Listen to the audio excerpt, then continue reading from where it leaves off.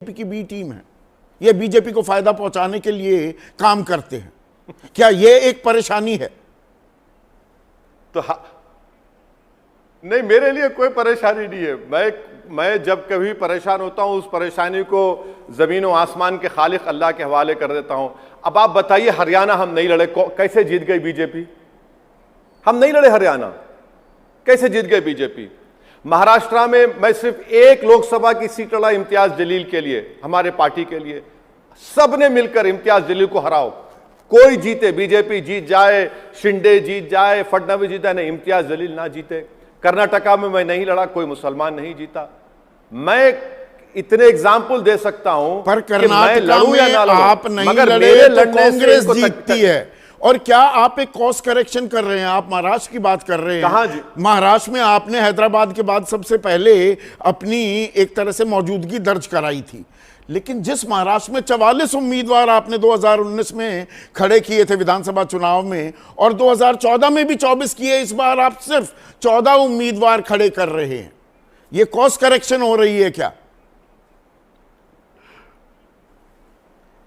अब ये ऐसा है ना कि मुसलमान अगर एक बीवी रखता है शादी में तो सब परेशान हो जाते, एक ही बीवी, जबकि आरएसएस, बीजेपी, मुस्लिम दुश्मन कहते तुम्हारे 4-4, तुम लोग 2-2 बार तलाक दे देते हो। तो यही हाल हमारा है। कम सीट लड़े तो क्यों कम लड़ रहे, ज्यादा लड़े तो भाई तुम उनको फायदा पहुंचा रहे हैं। हम अगर सीट लड़ते हैं तो अपनी पार्टी की स्ट्रेटेजी के लिहाज से लड़ते हैं। अब मैं क्या देखते रहूं कि भाई ये कोई नाराज होगा, नहीं होगा? मेरी पार्टी की स्ट्रेटेजी है, हमने डिसाइड किया कि नहीं, आप बीजेपी को फायदा नहीं होने देना चाहते हैं किसी भी कीमत पर विधानसभा चुनाव में। देखिए सर, मैं जहां मैं लड़ा हूं अब तक और फ्यूचर में लड़ूंगा, मैं बीजेपी को फायदा पहुंचाने के लिए चुनाव नहीं लड़ता हूं।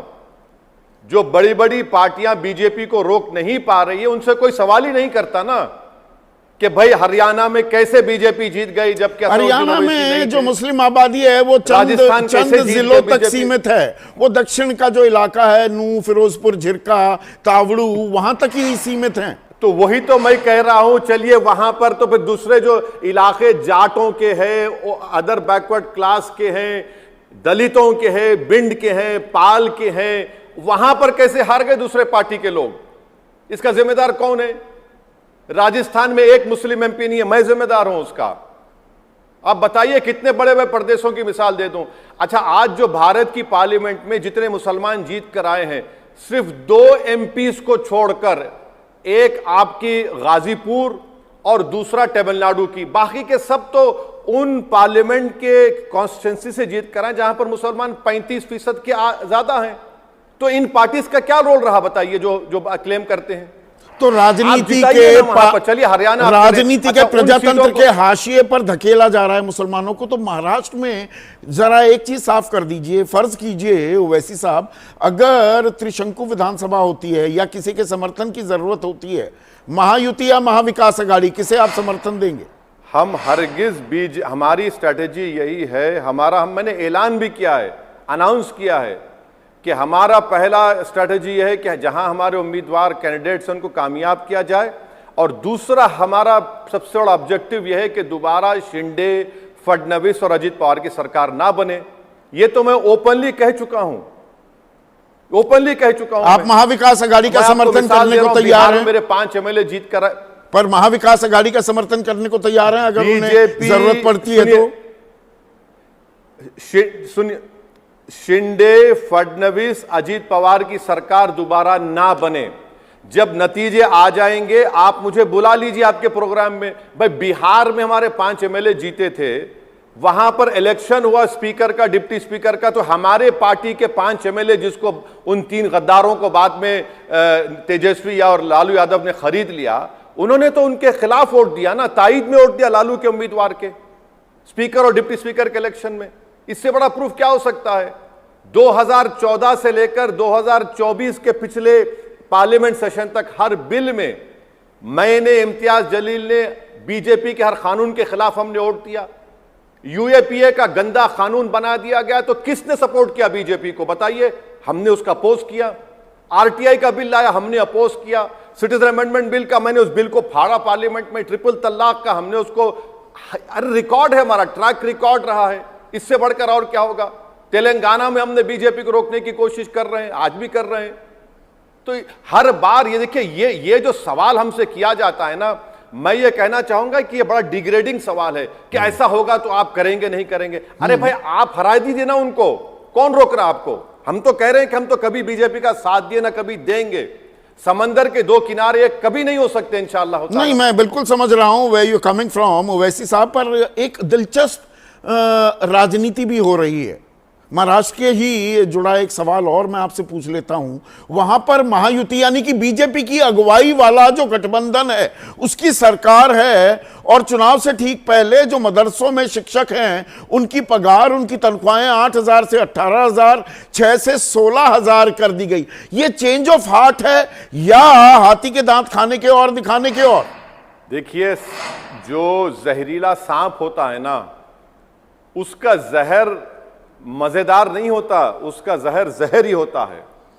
और वही सरकार है जो उत्तर प्रदेश में मदरसा बोर्ड को खत्म करने की कोशिश की, जो मामला सुप्रीम कोर्ट को गया।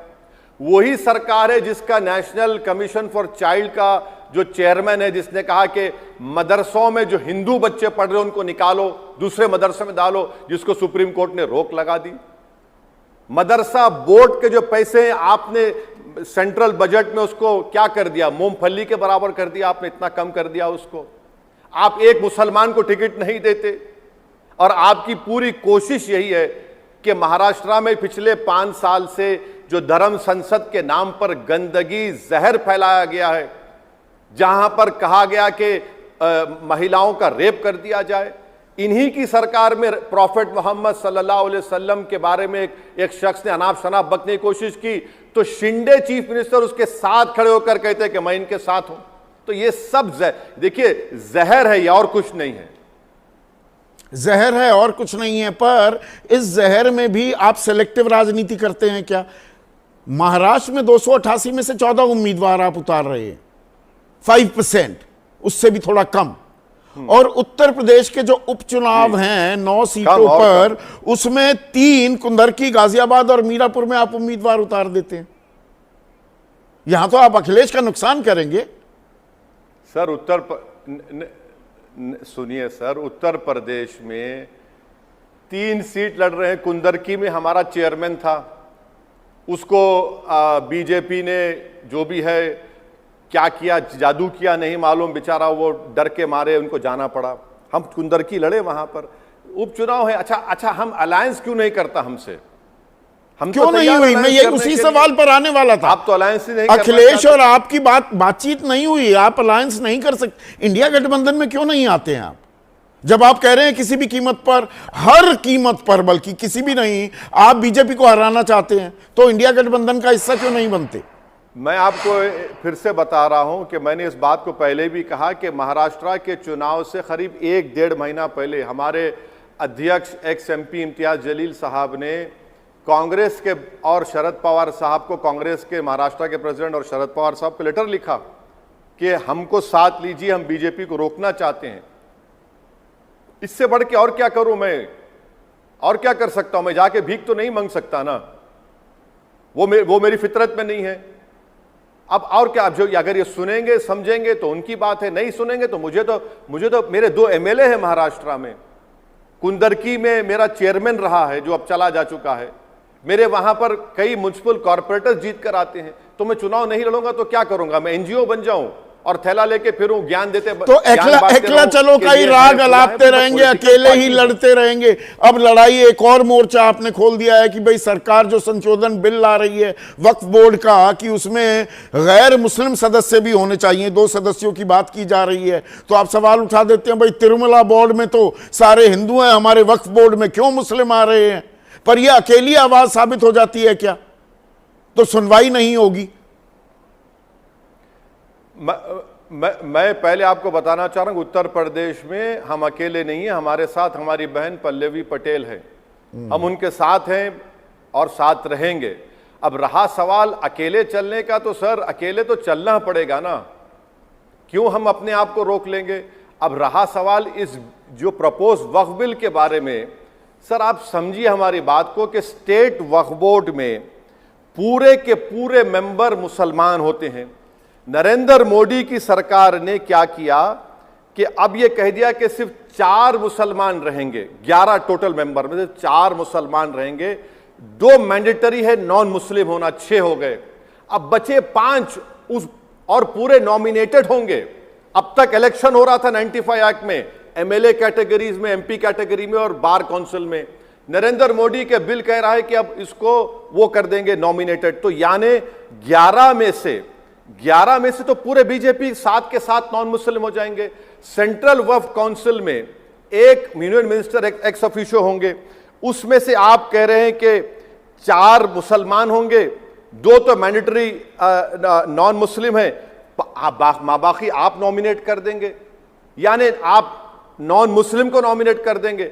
और तरफे तमाशा यह है कि आप देख लीजिए Uttar Pradesh Hindu religious institution act, Uttar Pradesh Kashi Vishwanath temple act, Kerala Hindu places of worship act, Karnataka charitable endowment act, Tamil Nadu का एक्ट, आंध्रा का एक्ट, तेलंगाना का, ओडिशा का। यहां पर तो कमिश्नर से लेकर असिस्टेंट कमिश्नर तक हिंदू रहना चाहिए, ट्रस्टीज हिंदू रहना चाहिए। अगर वो हिंदू मजहब को छोड़ देता है तो उसको निकाल दिया जाएगा। तो आंध्र प्रदेश में तिरुमला तिरुपति देवस्थानम हमारे हिंदू भाइयों के एक बहुत बड़ा वो उनके लिए मरकज है। वहां के न्यूली अपॉइंटेड चेयरमैन कहते हैं कि एम्प्लॉइज भी हिंदू होने चाहिए। ट्रस्टीज मेंबर्स तो 24 हैं जो पूरे हिंदू हैं। तो आप ये कहना चाह रहे हैं जो हिंदू धार्मिक स्थान है वहां पर हिंदू हो, जो मुस्लिम जहां पर जगह है वहां पर मुसलमान होने चाहिए, आप ये कह रहे हैं? दखल अंदाजी ना हो, हिंदू वहां पर हिंदू कर्मचारी हैं तो ठीक है, यहां पर मुसलमान होने चाहिए। मेरा बोलना यह है कि आर्टिकल 26 भारत के संविधान में freedom to manage religious affairs of every religious denomination को देता है। 26 का ए पढ़ लीजिए, right to establish and maintain institution for religious charitable purpose. B देख लीजिए, manage in own affairs in matters of religion. C देख लीजिए, डी देख लीजिए, to administer such property according to law. आप उसका वायलेशन कर रहे हैं। और पैरिटी ये डिमांड करती है कि जब इन जगहों पर हिंदू धर्म के जो आस्थाने हैं, जो उनके टेंपल्स हैं, वहां पर हिंदू धर्म के लोग होंगे, बहुत अच्छी बात है। मुझे क्या मालूम कैसे चलाया जाए, एडमिनिस्टर कैसा कराया जाए।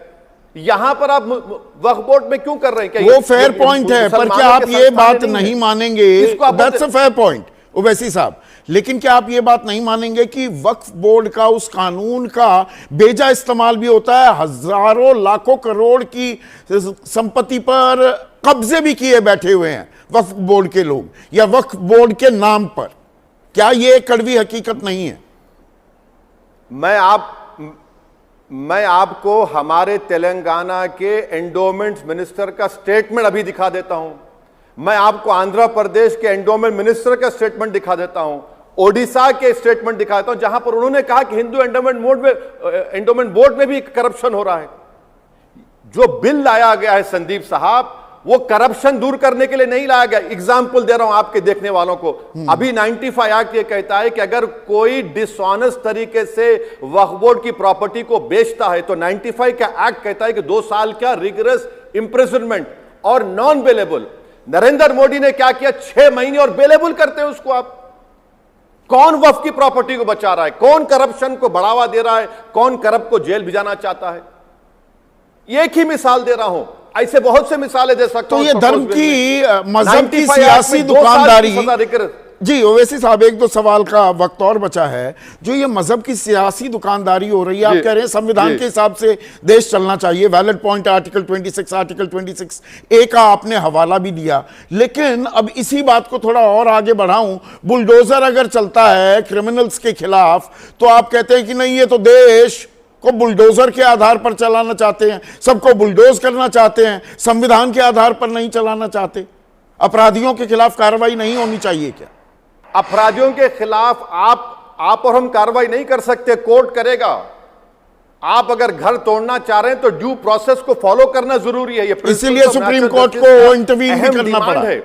आप एक देखिए, एक मजाक बन चुका है कि एक इलाके में, गांव में 25 घर हैं, उसमें सिर्फ 2 मुसलमानों के घर हैं, वो अवैध बन जाते हैं, बाकी 22 घर लीगल हैं।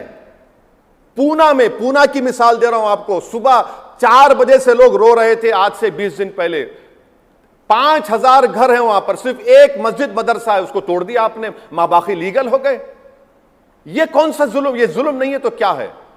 आप तो रिलीजन के नाम पर, मजहब के नाम पर, समुदाय के नाम पर बुलडोजर चढ़ा रहे हैं, ड्यू प्रोसेस को फॉलो नहीं करते, नोटिस नहीं देते आप। मगर जुर्म यह है कि मुसलमान है, जुर्म यह है कि मस्जिद है, जुर्म यह है कि वहां पर कोई कुछ हो गया है तो आप तोड़ देते हैं।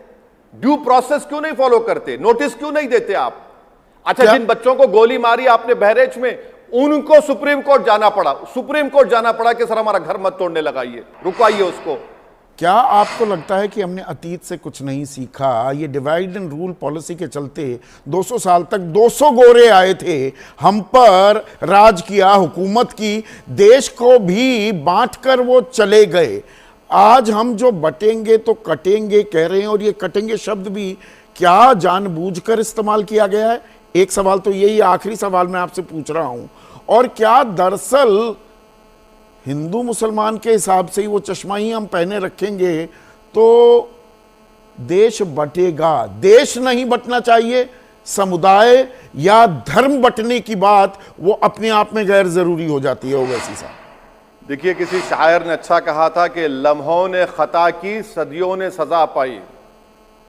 लम्हों ने खता की, सदियों ने सजा पाई। और आपके दूसरे सवाल का जवाब भी इस शेर के जरिए देना चाह रहा हूं कि बर्बादी गुलिस्तान के लिए एक उल्लू काफी था, हर शाख पे उल्लू बैठा हुआ है, अंजाम गुलिस्तान क्या होगा? इस देश में कोई रिलीजन खतरे में नहीं है। इस देश में सबसे बड़ा खतरा अगर किसी को है तो नरेंद्र मोदी और आरएसएस को है कि अगर हम जो अफीम चटा रहे हैं मजहब की, अगर वो नहीं चटाएंगे तो वही देश की जनता हमसे उठ खड़े होकर पूछेगी नौकरी कहां है, कीमतें क्यों बढ़ रही हैं, किसान को एमएसपी क्यों नहीं मिल रहा है। तो वो अफीम चटा रहे हैं कि इसी में उसको मिलाते रहो, यही बताते रहो और असली मुद्दों से आप भागते रहो। ये इनका मकसद है। इसीलिए वक्फ बिल लाया जा रहा है। पूरे देश में प्रोपेगेंडा कर दिया कि मुसलमानों के पास 5.5 लाख एकड़। सर, तमिलनाडु, आंध्र प्रदेश, ओडिशा के 11 एंडोमेंट टेंपल्स को मिला लिया जाए तेलंगाना के साथ तो 11 लाख एकड़ हैं हिंदू एंडोमेंट बोर्ड के पास। मगर देश के हिंदुओं को क्या मैसेज दिया गया? 5.5 लाख एकड़ मुल्ला जी के पास है। तो ये तो डेलिबरेटली किया जा रहा है ताकि असली मुद्दों पर इस देश की जनता कभी बात ही ना करे। और मुसलमानों का तो जहर फैला दिया गया, मुसलमानों को डराया जाए, इनकी वजह से सब प्रॉब्लम है। देखे ओवैसी साहब, ये बटेंगे तो कटेंगे, इन 3 शब्दों की बड़ी गूंज सुनाई दे रही है। इन शब्दों को आप कैसे देखते हैं? देखिए, ये जो शब्द इस्तेमाल करना शुरू किए उत्तर प्रदेश के मुख्यमंत्री योगी आदित्यनाथ ने, आपने सही कहा, फिर उसके बाद प्रधानमंत्री ने, अब आरएसएस के सरसंघचालक ने भी यही ज़बान में बोलना शुरू कर दिया। मगर हम ये भूल रहे हैं कि ठोक देंगे, बुलडोज़र भी बीजेपी ने शुरू किया था।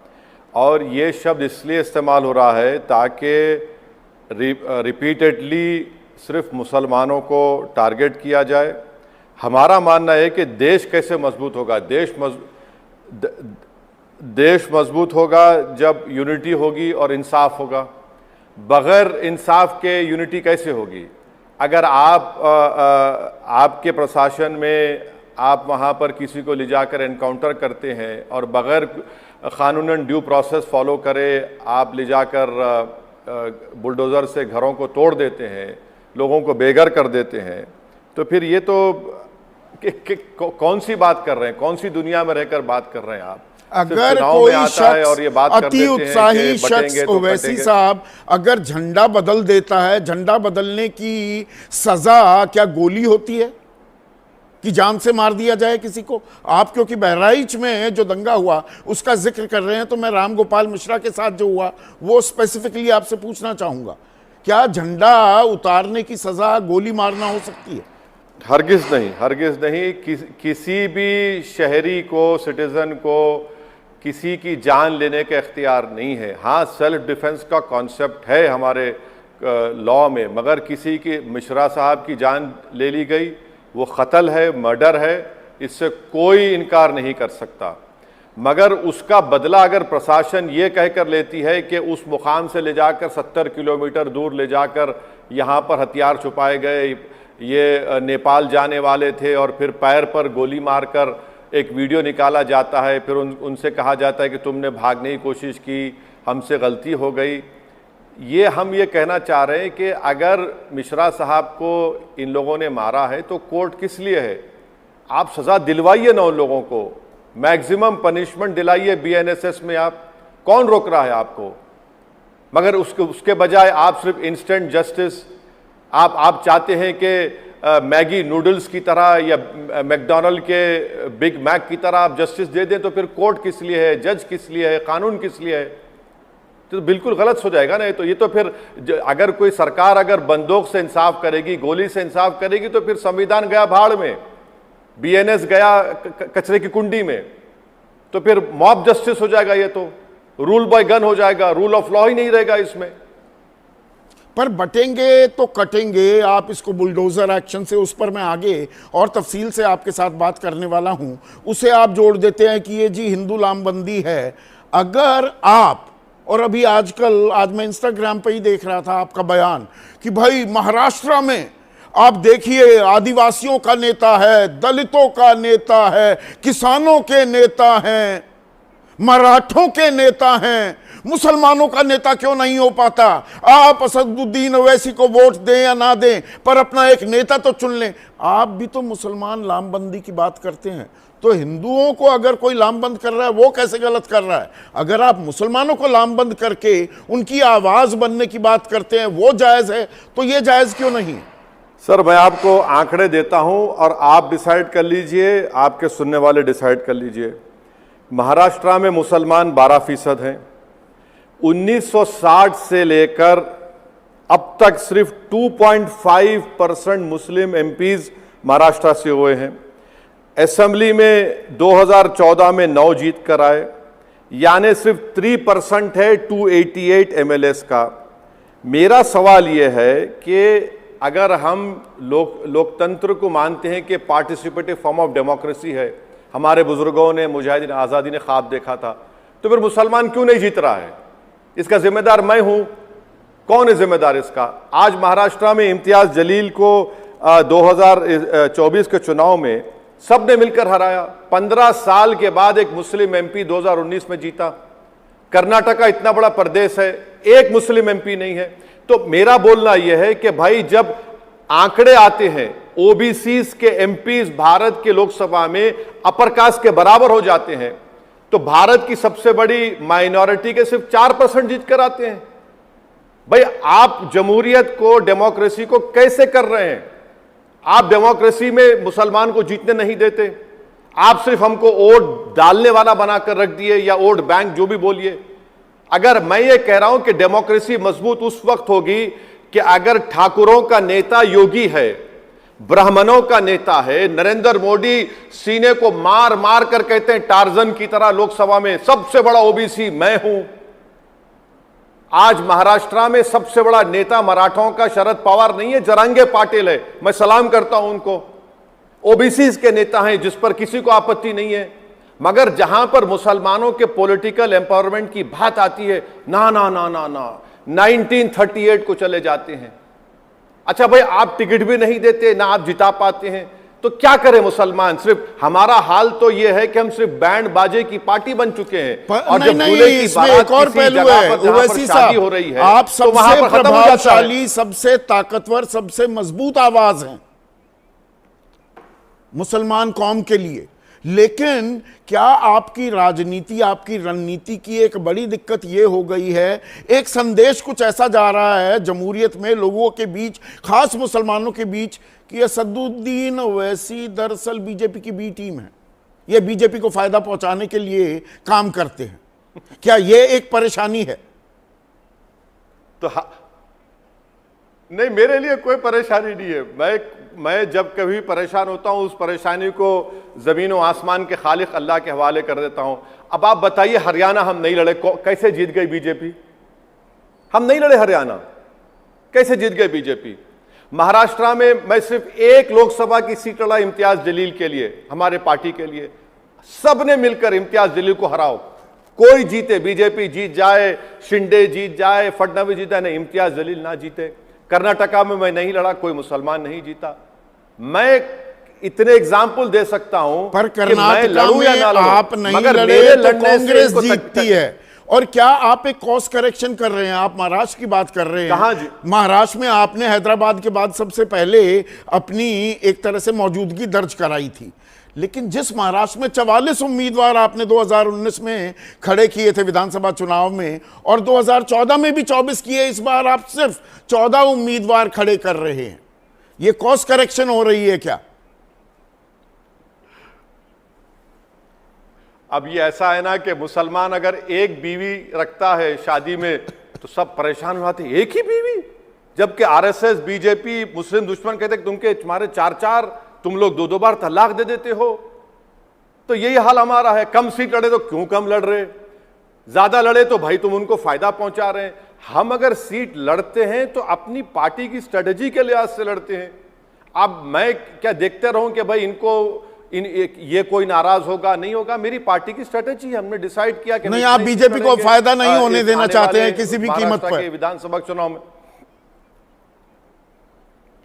देखिए सर, मैं जहां मैं लड़ा हूं अब तक और फ्यूचर में लड़ूंगा, मैं बीजेपी को फायदा पहुंचाने के लिए चुनाव नहीं लड़ता हूं। जो बड़ी बड़ी पार्टियां बीजेपी को रोक नहीं पा रही है उनसे कोई सवाल ही नहीं करता ना कि भाई हरियाणा में कैसे बीजेपी जीत गई, जबकि हरियाणा में जो मुस्लिम आबादी है वो चंद जिलों तक सीमित है। वो दक्षिण का जो इलाका है, नूह, फिरोजपुर, झिरका, तावड़ू, वहां तक ही सीमित हैं। तो वही तो मैं कह रहा हूं, चलिए वहां पर तो फिर दूसरे जो इलाके जाटों के हैं, अदर बैकवर्ड क्लास के हैं, दलितों के हैं, बिंड के हैं, पाल के हैं, वहां पर कैसे हार गए दूसरे पार्टी के लोग? इसका जिम्मेदार कौन है? राजस्थान में एक मुस्लिम एमपी नहीं है, मैं जिम्मेदार हूं उसका। अब बताइए कितने बड़े बड़े प्रदेशों की मिसाल दे दूं। अच्छा, आज जो भारत की पार्लियामेंट में जितने मुसलमान जीत कर आए हैं, सिर्फ 2 एमपीज को छोड़कर, एक आपकी गाजीपुर और दूसरा तमिलनाडु की, बाकी के सब तो उन पार्लियामेंट के कॉन्स्टिट्यूंसी से जीत कर आए जहां पर मुसलमान 35% के ज्यादा हैं। तो इन पार्टीज का क्या रोल रहा बताइए, जो क्लेम करते हैं? तो राजनीति के चलिए हरियाणा, राजनीति के प्रजातंत्र के हाशिए पर धकेला जा रहा है मुसलमानों को। तो महाराष्ट्र में जरा एक चीज साफ कर दीजिए, फर्ज कीजिए ओवैसी साहब, अगर त्रिशंकु विधानसभा होती है या किसी के समर्थन की जरूरत होती है, महायुति या महाविकास अघाड़ी, किसे आप समर्थन देंगे? हम हरगिज हमारी स्ट्रेटेजी यही है। मैंने ऐलान भी किया है, अनाउंस किया है कि हमारा पहला स्ट्रैटेजी है कि जहां हमारे उम्मीदवार कैंडिडेट्स हैं उनको कामयाब किया जाए, और दूसरा हमारा सबसे बड़ा ऑब्जेक्टिव यह है कि दोबारा शिंदे, फडणवीस और अजीत पवार की सरकार ना बने। ये तो मैं ओपनली कह चुका हूं, आप महाविकास अघाड़ी का समर्थन करने को तैयार हैं? मेरे 5 एमएलए जीत कर, पर महाविकास अघाड़ी का समर्थन करने को तैयार हैं अगर उन्हें जरूरत पड़ती है तो? सुनिए, शिंदे, फडणवीस, अजीत पवार की सरकार दोबारा ना बने, जब नतीजे आ जाएंगे आप मुझे बुला लीजिए आपके प्रोग्राम में। भाई बिहार में हमारे 5 एमएलए जीते थे, वहां पर इलेक्शन हुआ स्पीकर का, डिप्टी स्पीकर का, तो हमारे पार्टी के 5 एमएलए जिसको उन 3 गद्दारों को बाद में तेजस्वी और लालू यादव ने खरीद लिया, उन्होंने तो उनके खिलाफ वोट दिया ना, ताईद में वोट दिया लालू के उम्मीदवार के, स्पीकर और डिप्टी स्पीकर के इलेक्शन में। इससे बड़ा प्रूफ क्या हो सकता है? 2014 से लेकर 2024 के पिछले पार्लियामेंट सेशन तक हर बिल में मैंने, इम्तियाज जलील ने, बीजेपी के हर कानून के खिलाफ हमने वोट दिया। यूएपीए का गंदा कानून बना दिया गया तो किसने सपोर्ट किया बीजेपी को बताइए? हमने उसका अपोज किया। आरटीआई का बिल लाया, हमने अपोज किया। सिटीजन अमेंडमेंट बिल का, मैंने उस बिल को फाड़ा पार्लियामेंट में। ट्रिपल तलाक का हमने उसको, अरे रिकॉर्ड है, हमारा ट्रैक रिकॉर्ड रहा है। इससे बढ़कर और क्या होगा? तेलंगाना में हमने बीजेपी को रोकने की कोशिश कर रहे हैं, आज भी कर रहे हैं। तो हर बार ये देखिए, ये जो सवाल हमसे किया जाता है ना, मैं ये कहना चाहूंगा कि ये बड़ा डिग्रेडिंग सवाल है कि ऐसा होगा तो आप करेंगे नहीं करेंगे। अरे भाई आप हरा दीजिए ना उनको, कौन रोक रहा आपको? हम तो कह रहे हैं कि हम तो कभी बीजेपी का साथ दिए ना कभी देंगे। समंदर के 2 किनारे एक कभी नहीं हो सकते इंशाअल्लाह। नहीं, मैं बिल्कुल समझ रहा हूं where you coming from Owaisi साहब, पर एक दिलचस्प राजनीति भी हो रही है।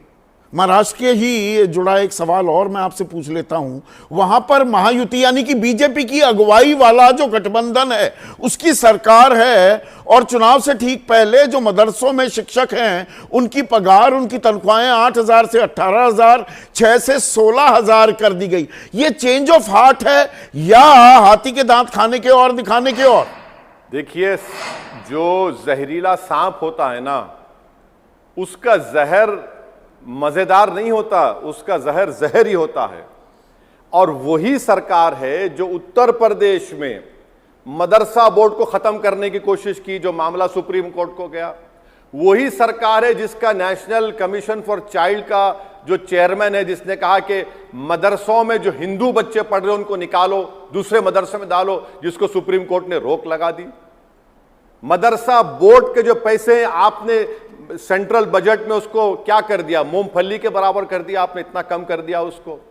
आप एक मुसलमान को टिकट नहीं देते, और आपकी पूरी कोशिश यही है कि महाराष्ट्र में पिछले 5 साल से जो धर्म संसद के नाम पर गंदगी, जहर फैलाया गया है, जहां पर कहा गया कि महिलाओं का रेप कर दिया जाए, इन्हीं की सरकार में प्रॉफेट मोहम्मद सल्लल्लाहु अलैहि वसल्लम के बारे में एक शख्स ने अनाप शनाप बकने की कोशिश की, तो शिंदे चीफ मिनिस्टर उसके साथ खड़े होकर कहते हैं कि मैं इनके साथ हूं। तो ये सब देखिए, जहर है, ये और कुछ नहीं है। जहर है और कुछ नहीं है, पर इस जहर में भी आप सेलेक्टिव राजनीति करते हैं क्या? महाराष्ट्र में 288 में से 14 उम्मीदवार आप उतार रहे हैं, 5%, उससे भी थोड़ा कम। और उत्तर प्रदेश के जो उपचुनाव हैं 9 सीटों पर, उसमें 3 कुंदरकी, गाजियाबाद और मीरापुर में आप उम्मीदवार उतार देते हैं। यहां तो आप अखिलेश का नुकसान करेंगे। सर सुनिए सर, उत्तर प्रदेश में 3 सीट लड़ रहे हैं। कुंदरकी में हमारा चेयरमैन था, उसको बीजेपी ने जो भी है क्या किया, जादू किया नहीं मालूम, बेचारा वो डर के मारे उनको जाना पड़ा। हम कुंदरकी लड़े, वहां पर उपचुनाव है। अच्छा, हम अलायंस क्यों नहीं करता हमसे? हम क्यों नहीं हुई? मैं ये उसी सवाल पर आने वाला था। आप तो अलायंस ही नहीं, अखिलेश और आपकी बातचीत नहीं हुई, आप अलायंस नहीं कर सकते। इंडिया गठबंधन में क्यों नहीं आते हैं आप? जब आप कह रहे हैं किसी भी कीमत पर, हर कीमत पर, बल्कि किसी भी नहीं, आप बीजेपी को हराना चाहते हैं, तो इंडिया गठबंधन का हिस्सा क्यों नहीं बनते? मैं आपको फिर से बता रहा हूं कि मैंने इस बात को पहले भी कहा कि महाराष्ट्र के चुनाव से करीब 1-1.5 महीना पहले हमारे अध्यक्ष एक्स एमपी इम्तियाज जलील साहब ने कांग्रेस के और शरद पवार साहब को, कांग्रेस के महाराष्ट्र के प्रेसिडेंट और शरद पवार साहब को लेटर लिखा कि हमको साथ लीजिए, हम बीजेपी को रोकना चाहते हैं। इससे बढ़ के और क्या करूं मैं? और क्या कर सकता हूं मैं? जाके भीख तो नहीं मांग सकता ना, वो मेरी फितरत में नहीं है। अब और क्या, जो अगर ये सुनेंगे समझेंगे तो उनकी बात है, नहीं सुनेंगे तो मुझे तो मेरे 2 एमएलए हैं महाराष्ट्र में। कुंदरकी में मेरा चेयरमैन रहा है जो अब चला जा चुका है। मेरे वहां पर कई म्युनिसिपल कॉर्पोरेटर्स जीत कर आते हैं। तो मैं चुनाव नहीं लड़ूंगा तो क्या करूंगा? मैं एनजीओ बन जाऊं और थैला लेके फिरूं, ज्ञान देते, तो एकला चलो का ही राग अलापते रहेंगे, अकेले ही लड़ते रहेंगे। अब लड़ाई एक और मोर्चा आपने खोल दिया है कि भाई सरकार जो संशोधन बिल ला रही है वक्फ बोर्ड का, कि उसमें गैर मुस्लिम सदस्य भी होने चाहिए, 2 सदस्यों की बात की जा रही है। तो आप सवाल उठा देते हैं भाई तिरुमला बोर्ड में तो सारे हिंदू हैं, हमारे वक्फ बोर्ड में क्यों मुस्लिम आ रहे हैं? पर यह अकेली आवाज साबित हो जाती है क्या? तो सुनवाई नहीं होगी। मैं पहले आपको बताना चाह रहा हूं, उत्तर प्रदेश में हम अकेले नहीं हैं, हमारे साथ हमारी बहन पल्लवी पटेल है। हम उनके साथ हैं और साथ रहेंगे। अब रहा सवाल अकेले चलने का, तो सर अकेले तो चलना पड़ेगा ना, क्यों हम अपने आप को रोक लेंगे? अब रहा सवाल इस जो प्रपोज वक्फ बिल के बारे में, सर आप समझिए हमारी बात को कि स्टेट वक्फ बोर्ड में पूरे के पूरे मेंबर मुसलमान होते हैं। नरेंद्र मोदी की सरकार ने क्या किया कि अब यह कह दिया कि सिर्फ 4 मुसलमान रहेंगे, 11 टोटल मेंबर में से 4 मुसलमान रहेंगे, 2 मैंडेटरी है, नॉन मुस्लिम होना, 6 हो गए। अब बचे 5 और पूरे नॉमिनेटेड होंगे। अब तक इलेक्शन हो रहा था 95 एक्ट में, एमएलए कैटेगरीज में, एमपी कैटेगरी में और बार काउंसिल में। नरेंद्र मोदी के बिल कह रहा है कि अब इसको वो कर देंगे नॉमिनेटेड। तो यानी 11 में से 11 में से तो पूरे बीजेपी 7 के 7 नॉन मुस्लिम हो जाएंगे। सेंट्रल वक्फ काउंसिल में एक यूनियन मिनिस्टर एक्स ऑफिशियो होंगे, उसमें से आप कह रहे हैं कि 4 मुसलमान होंगे, 2 तो मैंडेटरी नॉन मुस्लिम है, बाकी आप नॉमिनेट कर देंगे, यानी आप नॉन मुस्लिम को नॉमिनेट कर देंगे। और तरफे तमाशा यह है कि आप देख लीजिए Uttar Pradesh Hindu religious institution act, Uttar Pradesh Kashi Vishwanath temple act, Kerala Hindu places of worship act, Karnataka charitable endowment act, Tamil Nadu का एक्ट, आंध्रा का एक्ट, तेलंगाना का, उड़ीसा का। यहां पर तो कमिश्नर से लेकर असिस्टेंट कमिश्नर तक हिंदू रहना चाहिए, ट्रस्टीज हिंदू रहना चाहिए। अगर वो हिंदू मजहब को छोड़ देता है तो उसको निकाल दिया जाएगा। तो आंध्र प्रदेश में तिरुमला तिरुपति देवस्थानम हमारे हिंदू भाइयों के एक बहुत बड़ा वो उनके लिए मरकज है। वहां के न्यूली अपॉइंटेड चेयरमैन कहते हैं कि एम्प्लॉइज भी हिंदू होने चाहिए। ट्रस्टीज मेंबर्स तो 24 हैं जो पूरे हिंदू हैं। तो आप ये कहना चाह रहे हैं जो हिंदू धार्मिक स्थान है वहां पर हिंदू हो, जो मुस्लिम जहां पर जगह है वहां पर मुसलमान होने चाहिए, आप ये कह रहे हैं? दखल अंदाजी ना हो, हिंदू वहां पर हिंदू कर्मचारी हैं तो ठीक है, यहां पर मुसलमान होने चाहिए। मेरा बोलना यह है कि आर्टिकल 26 भारत के संविधान में freedom to manage religious affairs of every religious denomination को देता है। 26 का ए पढ़ लीजिए, right to establish and maintain institution for religious charitable purpose. B देख लीजिए, manage in own affairs in matters of religion. C देख लीजिए, डी देख लीजिए, to administer such property according to law. आप उसका वायलेशन कर रहे हैं। और पैरिटी ये डिमांड करती है कि जब इन जगहों पर हिंदू धर्म के जो आस्थाने हैं, जो उनके टेंपल्स हैं, वहां पर हिंदू धर्म के लोग होंगे, बहुत अच्छी बात है। मुझे क्या मालूम कैसे चलाया जाए, एडमिनिस्टर कैसा कराया जाए। यहां पर आप वक्फ बोर्ड में क्यों कर रहे हैं? वो फेयर पॉइंट है, पर क्या आप ये बात नहीं मानेंगे? That's a fair point Owaisi साहब, लेकिन क्या आप ये बात नहीं मानेंगे कि वक्फ बोर्ड का उस कानून का बेजा इस्तेमाल भी होता है? हजारों लाखों करोड़ की संपत्ति पर कब्जे भी किए बैठे हुए हैं वक्फ बोर्ड के लोग, या वक्फ बोर्ड के नाम पर। क्या ये कड़वी हकीकत नहीं है? मैं आपको हमारे तेलंगाना के एंडोमेंट्स मिनिस्टर का स्टेटमेंट अभी दिखा देता हूं। मैं आपको आंध्र प्रदेश के एंडोमेंट मिनिस्टर का स्टेटमेंट दिखा देता हूं, ओडिशा के स्टेटमेंट दिखाता हूं, जहां पर उन्होंने कहा कि हिंदू एंडोमेंट बोर्ड में भी करप्शन हो रहा है। जो बिल लाया गया है संदीप साहब, वो करप्शन दूर करने के लिए नहीं लाया गया। एग्जाम्पल दे रहा हूं आपके देखने वालों को। अभी 95 एक्ट ये कहता है कि अगर कोई डिसऑनेस्ट तरीके से वक्फ बोर्ड की प्रॉपर्टी को बेचता है तो 95 का एक्ट कहता है कि 2 साल का रिगरस इंप्रिजनमेंट और नॉन बेलेबल। नरेंद्र मोदी ने क्या किया? 6 महीने और बेलेबल करते हैं उसको। आप कौन वक्फ की प्रॉपर्टी को बचा रहा है? कौन करप्शन को बढ़ावा दे रहा है? कौन करप्ट को जेल भिजाना चाहता है?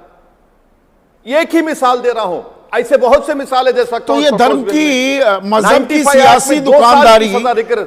जी ओवैसी साहब, 1-2 सवाल का वक्त और बचा है। जो ये मजहब की सियासी दुकानदारी हो रही है, आप कह रहे हैं संविधान के हिसाब से देश चलना चाहिए, valid point article 26, article 26A का आपने हवाला भी दिया। लेकिन अब इसी बात को थोड़ा और आगे बढ़ाऊं, बुलडोजर अगर चलता है क्रिमिनल्स के खिलाफ तो आप कहते हैं कि नहीं, ये तो देश को बुलडोजर के आधार पर चलाना चाहते हैं, सबको बुलडोज करना चाहते हैं, संविधान के आधार पर नहीं चलाना चाहते। अपराधियों के खिलाफ कार्रवाई नहीं होनी चाहिए क्या? अपराधियों के खिलाफ आप और हम कार्रवाई नहीं कर सकते, कोर्ट करेगा। आप अगर घर तोड़ना चाह रहे हैं तो ड्यू प्रोसेस को फॉलो करना जरूरी है। ये इसीलिए सुप्रीम कोर्ट को इंटरवीन भी करना पड़ा है। आप एक देखिए, एक मजाक बन चुका है कि एक इलाके में, गांव में 25 घर हैं, उसमें सिर्फ 2 मुसलमानों के घर हैं, वो अवैध बन जाते हैं, बाकी 22 घर लीगल हैं। पूना की मिसाल दे रहा हूं आपको। सुबह 4 बजे से लोग रो रहे थे, आज से 20 दिन पहले। 5000 घर हैं वहां पर, सिर्फ एक मस्जिद मदरसा है, उसको तोड़ दिया आपने, बाकी लीगल हो गए। ये कौन सा जुल्म? ये जुल्म नहीं है तो क्या है? आप तो रिलीजन के नाम पर, मजहब के नाम पर, समुदाय के नाम पर बुलडोजर चढ़ा रहे हैं, ड्यू प्रोसेस को फॉलो नहीं करते, नोटिस नहीं देते आप। मगर जुर्म यह है कि मुसलमान है, जुर्म यह है कि मस्जिद है, जुर्म यह है कि वहां पर कोई कुछ हो गया है तो आप तोड़ देते हैं। ड्यू प्रोसेस क्यों नहीं फॉलो करते? नोटिस क्यों नहीं देते आप? अच्छा, जिन बच्चों को गोली मारी आपने बहरेच में, उनको सुप्रीम कोर्ट जाना पड़ा, सुप्रीम कोर्ट जाना पड़ा कि सर हमारा घर मत तोड़ने लगाइए, रुकवाइए उसको। क्या आपको लगता है कि हमने अतीत से कुछ नहीं सीखा? ये डिवाइड एंड रूल पॉलिसी के चलते 200 साल तक 200 गोरे आए थे, हम पर राज किया, हुकूमत की, देश को भी बांटकर वो चले गए। आज हम जो बटेंगे तो कटेंगे कह रहे हैं, और ये कटेंगे शब्द भी क्या जानबूझकर इस्तेमाल किया गया है? एक सवाल तो यही, आखिरी सवाल मैं आपसे पूछ रहा हूं, और क्या दरअसल हिंदू मुसलमान के हिसाब से ही वो चश्मा ही हम पहने रखेंगे तो देश बटेगा? देश नहीं बटना चाहिए, समुदाय या धर्म बटने की बात वो अपने आप में गैर जरूरी हो जाती है। ओवैसी साहब, देखिए, किसी शायर ने अच्छा कहा था कि लम्हों ने खता की, सदियों ने सजा पाई। लम्हों ने खता की, सदियों ने सजा पाई। और आपके दूसरे सवाल का जवाब भी इस शेर के जरिए देना चाह रहा हूं कि बर्बादी गुलिस्तान के लिए एक उल्लू काफी था, हर शाख पे उल्लू बैठा हुआ है, अंजाम गुलिस्तान क्या होगा? इस देश में कोई रिलीजन खतरे में नहीं है। इस देश में सबसे बड़ा खतरा अगर किसी को है तो नरेंद्र मोदी और आरएसएस को है, कि अगर हम जो अफीम चटा रहे हैं मजहब की, अगर वो नहीं चटाएंगे तो वही देश की जनता हमसे उठ खड़े होकर पूछेगी नौकरी कहां है, कीमतें क्यों बढ़ रही हैं, किसान को एमएसपी क्यों नहीं मिल रहा है। तो वो अफीम चटा रहे हैं कि इसी में उसको मिलाते रहो, यही बताते रहो और असली मुद्दों से आप भागते रहो। ये इनका मकसद है। इसीलिए वक्फ बिल लाया जा रहा है। पूरे देश में प्रोपेगेंडा कर दिया कि मुसलमानों के पास 5.5 लाख एकड़। सर, तमिलनाडु, आंध्र प्रदेश, ओडिशा के 11 एंडोमेंट टेंपल्स को मिला लिया जाए तेलंगाना के साथ तो 11 लाख एकड़ हैं हिंदू एंडोमेंट बोर्ड के पास। मगर देश के हिंदुओं को क्या मैसेज दिया गया? 5.5 लाख एकड़ मुल्ला जी के पास है। तो ये तो डेलिबरेटली किया जा रहा है ताकि असली मुद्दों पर इस देश की जनता कभी बात ही ना करे। और मुसलमानों का तो जहर फैला दिया गया, मुसलमानों को डराया जाए, इनकी वजह से सब प्रॉब्लम है। देखे ओवैसी साहब, ये बटेंगे तो कटेंगे, इन 3 शब्दों की बड़ी गूंज सुनाई दे रही है। इन शब्दों को आप कैसे देखते हैं?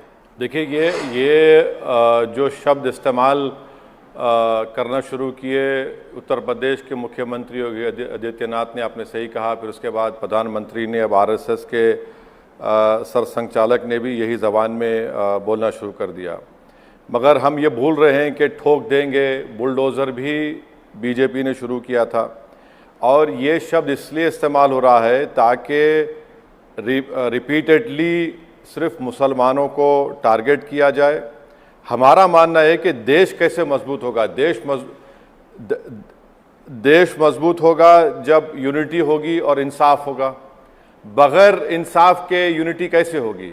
अगर आपके प्रशासन में आप वहाँ पर किसी को ले जाकर एनकाउंटर करते हैं और बगैर कानूनन ड्यू प्रोसेस फॉलो करे आप ले जाकर बुलडोज़र से घरों को तोड़ देते हैं, लोगों को बेघर कर देते हैं, तो फिर ये तो कौन सी बात कर रहे हैं? कौन सी दुनिया में रहकर बात कर रहे हैं आप?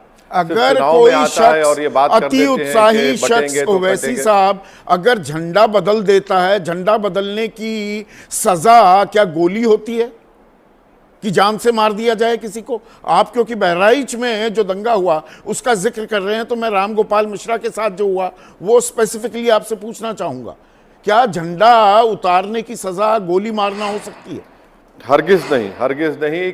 किसी भी शहरी को, सिटीजन को किसी की जान लेने का इख्तियार नहीं है। हाँ, सेल्फ डिफेंस का कॉन्सेप्ट है हमारे लॉ में, मगर किसी की, मिश्रा साहब की जान ले ली गई, वो कत्ल है, मर्डर है, इससे कोई इनकार नहीं कर सकता। मगर उसका बदला अगर प्रशासन ये कहकर लेती है कि उस मुकाम से ले जाकर 70 किलोमीटर दूर ले जाकर यहाँ पर हथियार छुपाए गए, ये नेपाल जाने वाले थे और फिर पैर पर गोली मारकर एक वीडियो निकाला जाता है, फिर उनसे कहा जाता है कि तुमने भागने की कोशिश की, हमसे गलती हो गई। हम ये कहना चाह रहे हैं कि अगर मिश्रा साहब को इन लोगों ने मारा है तो कोर्ट किस लिए है?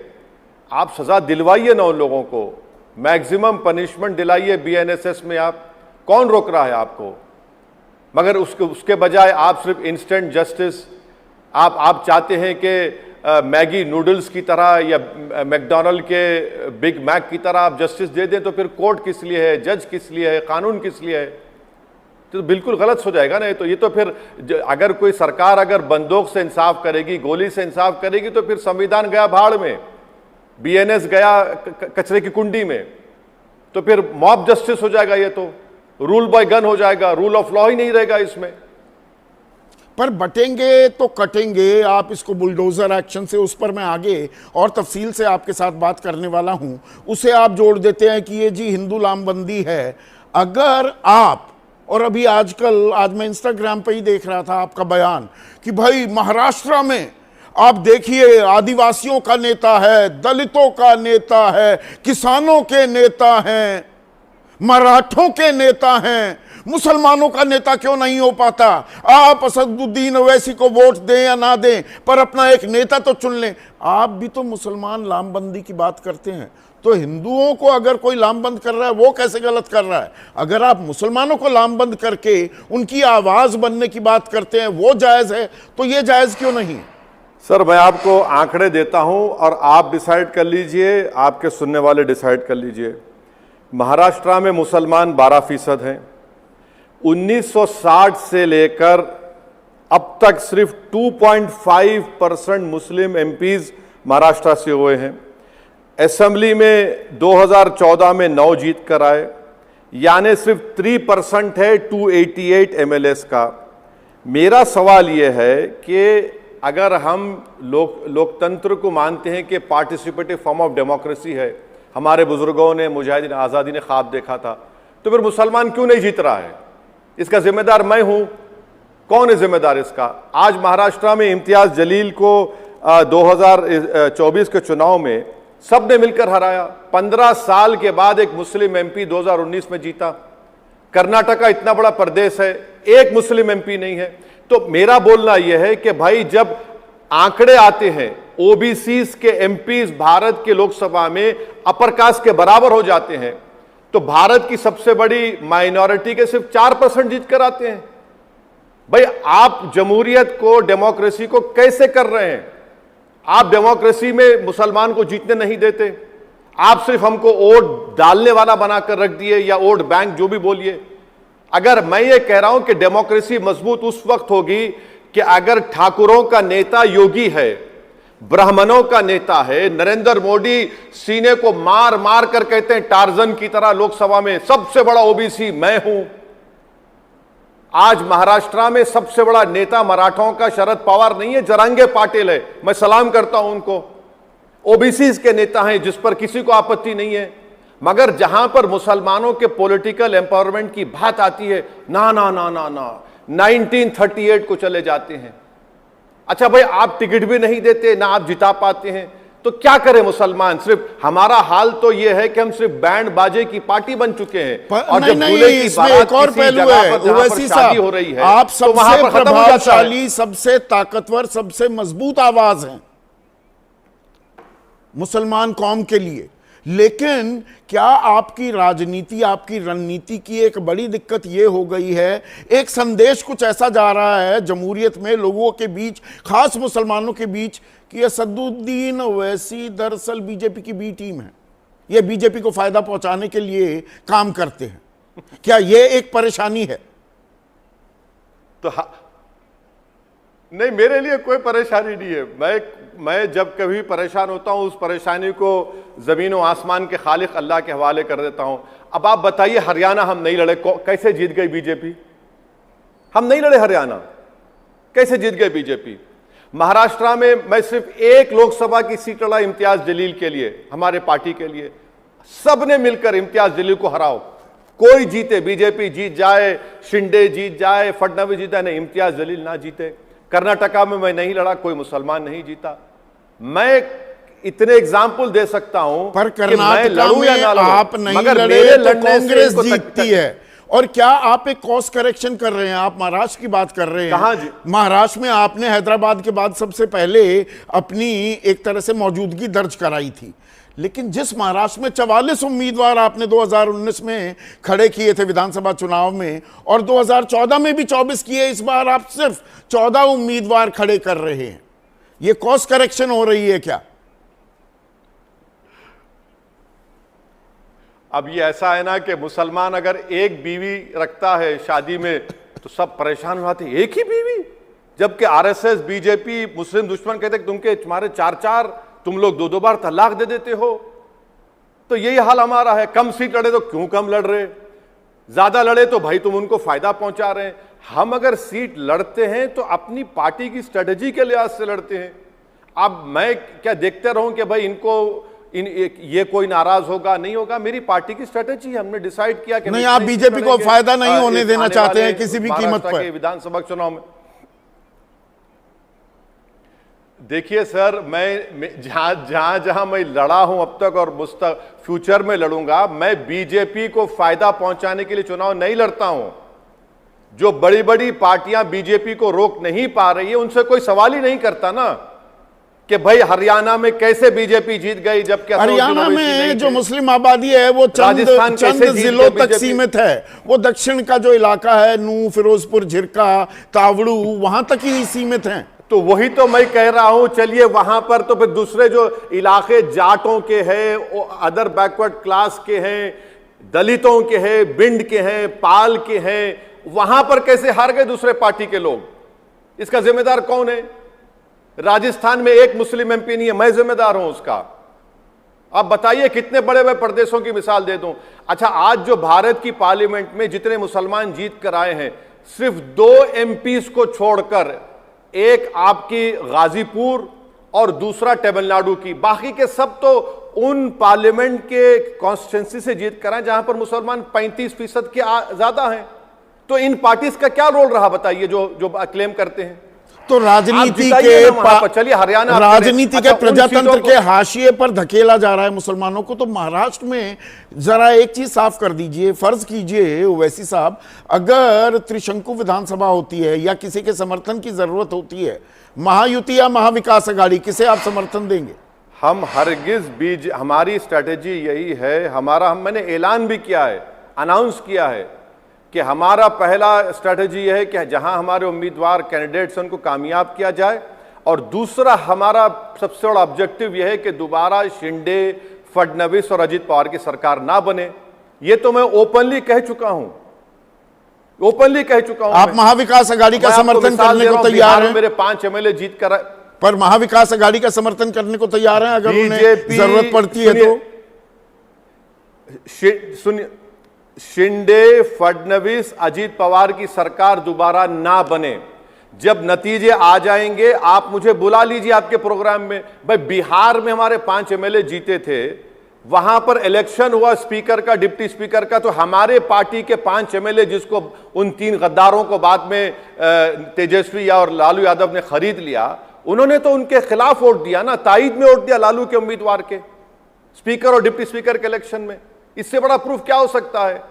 2014 से लेकर 2024 के पिछले पार्लियामेंट सेशन तक हर बिल में मैंने, इम्तियाज जलील ने, बीजेपी के हर कानून के खिलाफ हमने वोट दिया। यूएपीए का गंदा कानून बना दिया गया तो किसने सपोर्ट किया बीजेपी को बताइए? हमने उसका अपोज किया। आरटीआई का बिल लाया, हमने अपोज किया। सिटीजन अमेंडमेंट बिल का, मैंने उस बिल को फाड़ा पार्लियामेंट में। ट्रिपल तलाक का हमने उसको, अरे रिकॉर्ड है, हमारा ट्रैक रिकॉर्ड रहा है, इससे बढ़कर और क्या होगा? तेलंगाना में हमने बीजेपी को रोकने की कोशिश कर रहे हैं, आज भी कर रहे हैं। तो हर बार ये देखिए, ये जो सवाल हमसे किया जाता है ना, मैं ये कहना चाहूंगा कि ये बड़ा डिग्रेडिंग सवाल है कि ऐसा होगा तो आप करेंगे नहीं करेंगे। अरे भाई आप हरा दीजिए ना उनको, कौन रोक रहा आपको? हम तो कह रहे हैं कि हम तो कभी बीजेपी का साथ दिए ना कभी देंगे। समंदर के 2 किनारे एक कभी नहीं हो सकते इंशाअल्लाह। नहीं, मैं बिल्कुल समझ रहा हूं where you coming from Owaisi साहब, पर एक दिलचस्प राजनीति भी हो रही है। महाराष्ट्र के ही जुड़ा एक सवाल और मैं आपसे पूछ लेता हूं, वहां पर महायुति यानी कि बीजेपी की अगुवाई वाला जो गठबंधन है उसकी सरकार है, और चुनाव से ठीक पहले जो मदरसों में शिक्षक हैं उनकी पगार, उनकी तनख्वाहें 8,000 से 18,000, 6 से 16,000 कर दी गई। ये चेंज ऑफ हार्ट है या हाथी के दांत खाने के और दिखाने के और? देखिए, जो जहरीला सांप होता है ना, उसका जहर मजेदार नहीं होता, उसका जहर जहर ही होता है।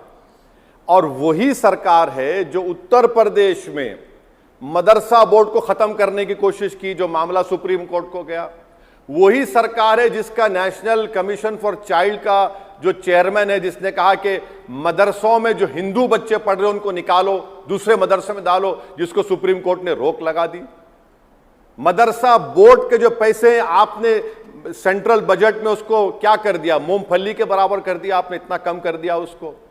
आप एक मुसलमान को टिकट नहीं देते और आपकी पूरी कोशिश यही है कि महाराष्ट्र में पिछले 5 साल से जो धर्म संसद के नाम पर गंदगी जहर फैलाया गया है, जहां पर कहा गया कि महिलाओं का रेप कर दिया जाए, इन्हीं की सरकार में प्रॉफेट मोहम्मद सल्लल्लाहु अलैहि वसल्लम के बारे में एक शख्स ने अनाप शनाप बकने की कोशिश की तो शिंदे चीफ मिनिस्टर उसके साथ खड़े होकर कहते हैं कि मैं इनके साथ हूं।